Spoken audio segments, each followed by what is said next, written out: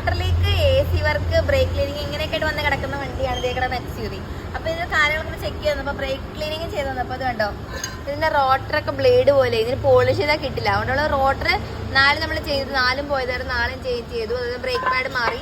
അതായത് water leak check ചെയ്തപ്പം ഇത് കണ്ടോ, ഇതിന്റെ റേഡിയേറ്റർ കംപ്ലീറ്റ് MCയിൽ വെച്ച് പൊത്തിയേക്കുവാണ്. അതുപോലെ തന്നെ ഇവിടെ ഒരു ട്യൂബ് വരും, ആ ട്യൂബ് പൊടിഞ്ഞു പോയേക്കാം.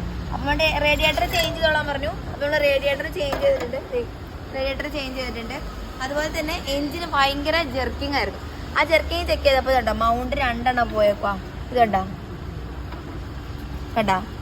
നല്ല ഷെയ്ക്കായിരുന്നു. ഇതൊരു അതുപോലെ തന്നെ ഇത് കണ്ട പൊട്ടൽ വീണേക്കുന്നുണ്ടാ കേട്ടാ. അപ്പൊ ഇതുപോലെ എഞ്ചിൻ മൗണ്ട് കംപ്ലൈന്റ് കാണിക്കുന്നുണ്ടെങ്കിൽ അതിട്ടിട്ട് നിങ്ങൾ കുറെ ഓടിക്കാൻ നിൽക്കരുത്. കാരണം എന്ന് വെച്ചിട്ടുണ്ടെങ്കിൽ എഞ്ചിൻ മൗണ്ട് പോയിട്ട് വൈബ്രേഷൻ കൂടിയിട്ടുണ്ടെങ്കിൽ അതിന് എഞ്ചിന്റെ ബാക്കിയുള്ള പാർട്സ് ഒക്കെ ഡാമേജ് വരാൻ സാധ്യത വളരെ കൂടുതലാണ്. അതുകൊണ്ട് തന്നെ എഞ്ചിൻ മൗണ്ട് കംപ്ലൈന്റ് കാണിച്ചിട്ടുണ്ടെങ്കിൽ തന്നെ നിങ്ങളത് മാറിയേക്കാം. ഇപ്പൊ നമ്മൾ ഇതിന്റെ സാധനങ്ങൾ പാർട്സ് ഒക്കെ കംപ്ലീറ്റ് മാറി. ഇപ്പൊ AC വർക്ക് നടന്നുകൊണ്ടിരിക്കും.